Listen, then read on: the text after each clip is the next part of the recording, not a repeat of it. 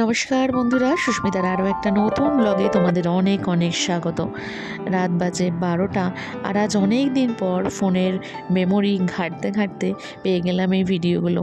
জানো, আজ তোমাদের সাথে এমন একটা অনুভূতি শেয়ার করব যে অনুভূতিটা আমার 15 বছরের।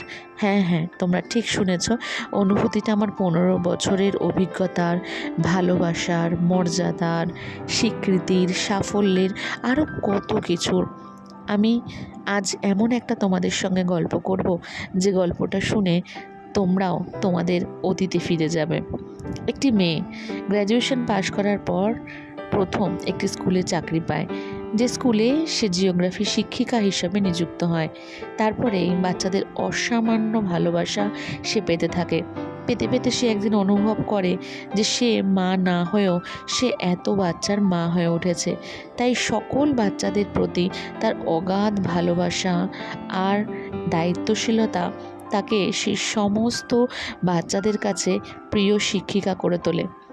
সে যেমন চরম হাতে বাচ্চাদের শাসন করে, তেমনি অগাধ ভালোবাসায় তাদেরকে ভরিয়ে দেয়। তাদের এতটুকু দুঃখেও ভেঙে পড়ে, আবার তাদেরকে দেখতে না পেলেও কষ্ট হয়। আবার পড়াশোনায় এতটুকু ফাঁকি সে মোটেও সহ্য করে না। কিন্তু এই সব মিলিয়েই যে শিক্ষিকা এতদিনে সে নিজেকে গড়ে তুলেছে, মানে সেই মেয়েটি, সে এই স্কুলটিকে ভালোবেসে ফেলেছে। আর আজ এই স্কুলটি ছেড়ে যাওয়ার পালা।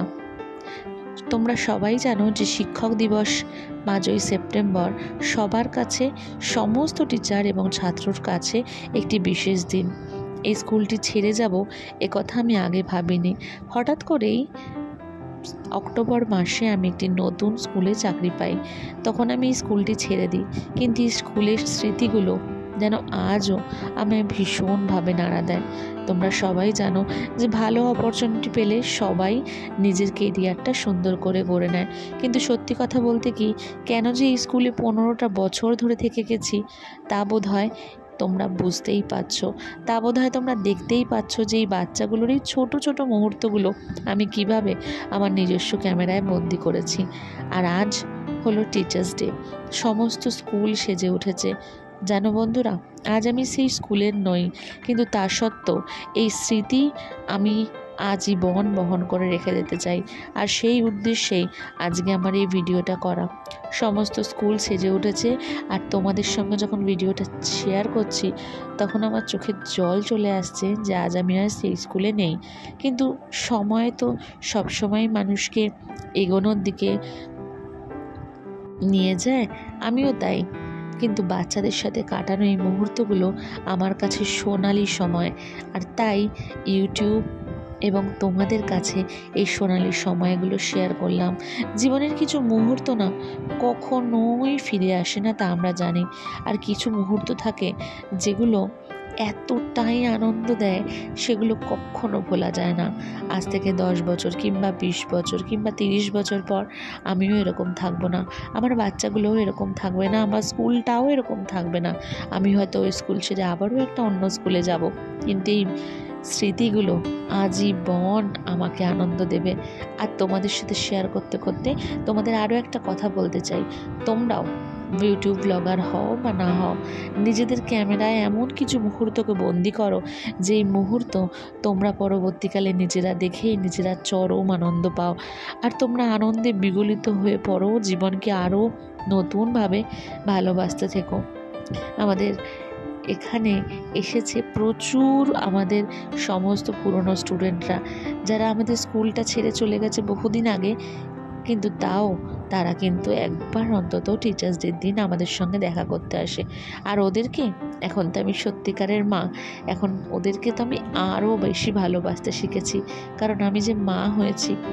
ওদের অনেক অনেক উজ্জ্বল ভবিষ্যৎ আর সাফল্যের জীবন আমি আমার ঈশ্বরের কাছে চাই। আমি চাই আমি যা শিখেছি, আমি যা শিখিয়েছি, অন্তত আমি যেন একজন ভালো মানুষ তাদেরকে তৈরি করতে পারি।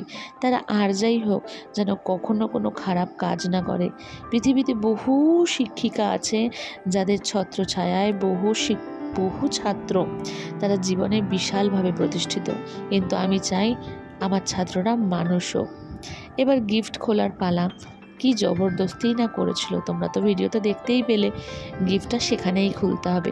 বাড়ি এসে অনেক অনেক গিফট খুলেছি বন্ধুরা, কিন্তু সব থেকে প্রিয় বলবো না, এটা যেহেতু আমার সাবজেক্ট রিলেটেড, তাই এই গিফটটা তো আমার ভালো লেগেইছে।